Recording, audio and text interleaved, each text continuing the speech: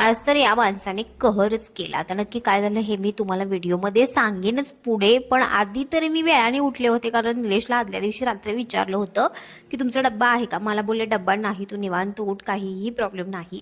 आणि अचानक निम्म जेवण झाल्यानंतर फक्त भाजी आणि चपाती करायचं ठरलं होतं आणि वाटाण्याची भाजी आणि चपाती मी करून घेतली. मला बोलले नाही मला भाकरी हवी आहे, राईस पण कर, मी सगळा डब्बा नेणार आहे. म्हणजे सगळं जेवण मी बनवलं पुन्हा आणि पुन्हा माझा एक्स्ट्रा 1 तास गेला.